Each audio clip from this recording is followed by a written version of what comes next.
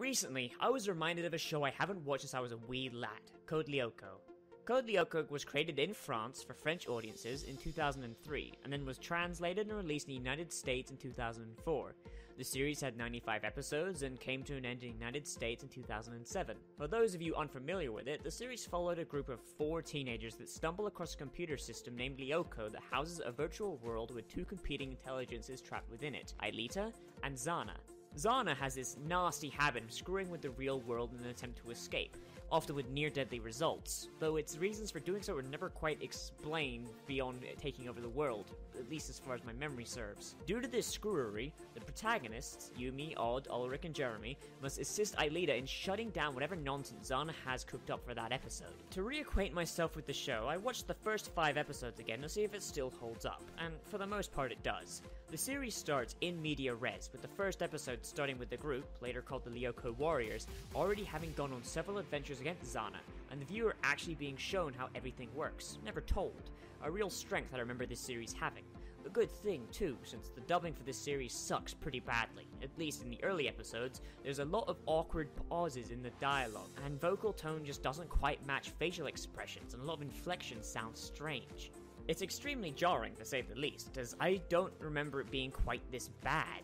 However, skipping forward a season shows that the voices improved dramatically as time went on, and I'm assuming that as they got a bigger budget, the dubbing team just got to hire better actors, as Jeremy and Odd, 2 of the worst offenders as far as awkward pauses are concerned, sound completely different later on in the series, and dialogue as a whole just flows much better. The majority of the early episodes followed a pretty routine formula, with small slice-of-life problems, with much larger problems posed by Zana in the background. For example, in episode 1, Ulrich is a bit of a tool bag, and makes the younger student feel unwanted by rather unceremoniously telling her to screw off when she asked if he'd take her to the homecoming dance. Meanwhile, Zana possesses the student's beloved teddy bear and uses it as a living weapon to rain down destruction on the town. Yeah, don't ask. Zana's powers are never really explained, and after this it sticks to electronic systems. How might these tie together, you might ask?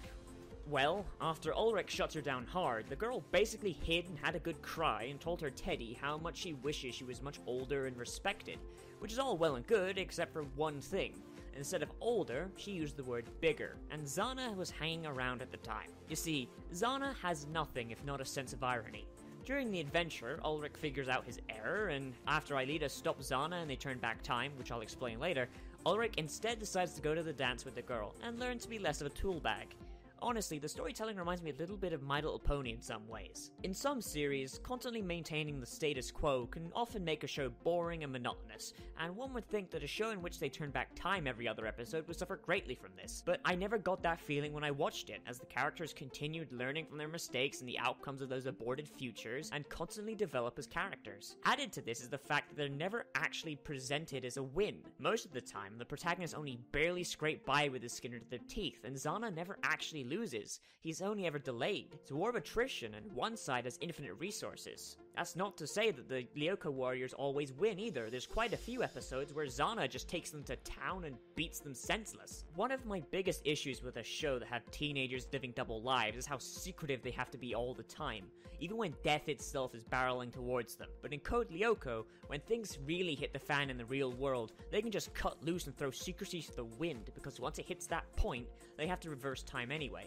If memory serves, they reveal the existence of Zana and Lyoko to Jim the gym teacher over 10 times in the show's run. The show actually becomes aware of its own reset button in the second season, when Zana, pretending to be the man that created Lyoko, tricks the warriors into believing that extended use of the time reset is slowly killing them, and any further use will prove disastrous. While this was of course a lie, as time went on, and the time reset was only reserved for the most extreme situations, as the warriors had become complacent and reliant on the reset. This cutting down on resets added more stakes to Zana attacks, and made the show much more interesting as a whole. Speaking of Zana and interesting, Zana is one of my favorite villains of all time. It has no face, no voice, and yet has one of the better defined personalities of any character in the show. Zana is calculating, cruel, and has one hell of a sense of ironic humor. Zana can never be stopped, and it knows it. So long as Lyoko still exists, and while Aelita is still connected to it, the gang can't unplug it without killing her, a sacrifice that none of them wishes to make. Unfortunately, as time goes on and Zana connects itself more solidly with the real world, it grows more powerful. It eventually able to manipulate the electricity in the brain and possess living beings, opening up a wider range of methods for the living virus to attack the warriors. Zana never misses a beat, using every opportunity it gets to cause the most damage it can, turning friends against one another, and at one point actually possessing Jeremy, the only one of the group that can use the computer. Zana is no fool, and knows the strengths and weaknesses of both sides. It's a game of escalation, and one that Zana knows how to play extremely well. As far as visuals go, Code Lyoko is a bit of an odd duck. The human world, which is rendered out as a traditional cartoon in 2D, looks amazing with character designs that stand out without actually looking cartoonish, and makes great use of the medium with top-notch animation and visuals, blending the CGI elements into it rather seamlessly when required. Though, weirdly enough, when the warriors enter Lyoko, the sequence that plays every time they go into the transmatter tubes reminds me a lot of a magical girl transformation, with a lot of particles and a lot of spinning around. Unfortunately, while the animation holds up well, the CGI doesn't. All I can really say is it definitely looks like something made in 2003.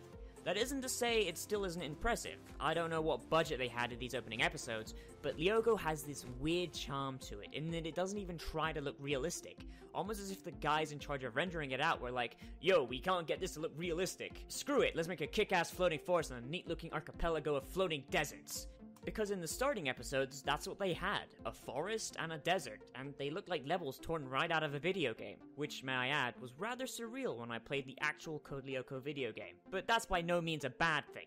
As the show went on, the CGI got better, with much better facial rigging and less creep factor. Seriously, look at Aelita's face in the first season. Shit's Creepville. But they never lost that aesthetic that the original models had. All in all, Code Lyoko still holds up to this day, and after I'm finished recording this, I'm going right back to finish up watching the other 80-something episodes I have left. So, if you guys want an old cartoon / CGI thing to watch that's got good action, good morals behind it, and great character development, Code Lyoko, you can't go wrong with it. I rank this as a must-watch for everyone. Unfortunately, Code Lyoko doesn't stay dead. Because recently, or at least in France, there's a now sequel series called Code Lyoko Evolution. The CG still looks incredibly good. They managed to keep the aesthetic and it looks so much better. But when they're outside of Lyoko, I'm just really glad there's no English dub, because I'm not touching this with a 10-foot pole. Unless someone asks, but please don't ask. Either way, everybody, as always, I'm Nozavix, and we've been staring at Code Lyoko, one of my favorite shows from when I was a kid. If you have any shows that you like that you want me to take a look at, leave them down in the comments below. Remember to like, comment, favorite, subscribe, and I'll see you around, everybody.